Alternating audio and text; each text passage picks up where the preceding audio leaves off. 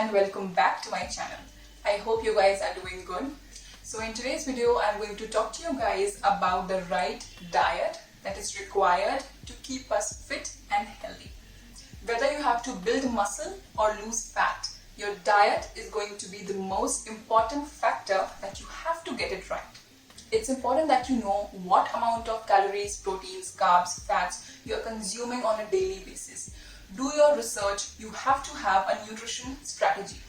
For example, to know how many calories you need to eat in a day, you can find that out by using the BMR formula, basal metabolic rate. BMR is the total number of calories that your body needs to perform basic life-sustaining functions. You can calculate your BMR rate at home by using a mathematical formula.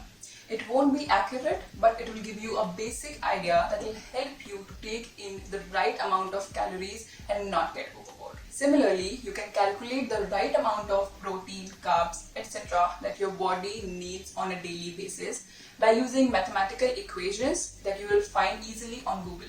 Then you will get a fair idea about what kind of food you should eat to meet that nutrient requirement.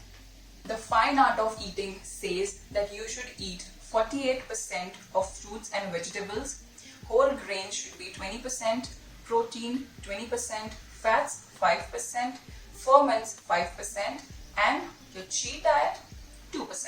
Ferments are probiotics. They are the good and helpful bacteria which helps keep your gut and digestive system healthy. These microorganisms are found in fermented foods like yogurt, bread, pickles, etc. Vitamins are essential for your body because they convert your food into energy and also provide immunity.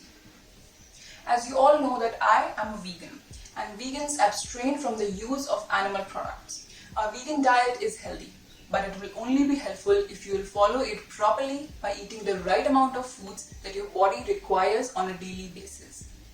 There are a lot of myths about vegan diet, that it leads to nutritional deficiencies and that it is not rich in omega-3 fatty acids, zinc, calcium, vitamin D, vitamin B12. But obviously they are all just myths. The vegan foods that are rich in zinc are whole grain bread, cashews, oats, tofu, potato, lentils, sunflower seeds, peas, almonds. Vegan foods rich in calcium are tofu, soy milk, orange, white beans, sesame seeds.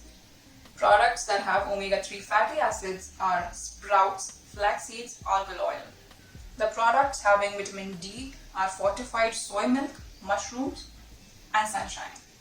You can find vitamin B12 in nutritional yeast, plant milk, and supplements. Before getting any supplements, you should get a basic blood test done. To all the vegans watching this video, if you have friends who eat meat or dairy and brag about getting vitamin B12 without having to take any supplements, don't worry, because the joke's on them. The animals that they eat, they are provided with the vitamin B12 supplements. So, we're just not in that mess. If we talk about protein, plant proteins have zero cholesterol, almost no saturated fat, high in fiber, lots of micronutrients, and the best part, no animal suffering. The vegan sources of protein are peas, chickpeas, beans, lentils, pumpkin seeds, etc. Talking about fats, there are two kinds of fats, unsaturated and saturated. Unsaturated fats are the important ones, and saturated ones are those that you have to avoid.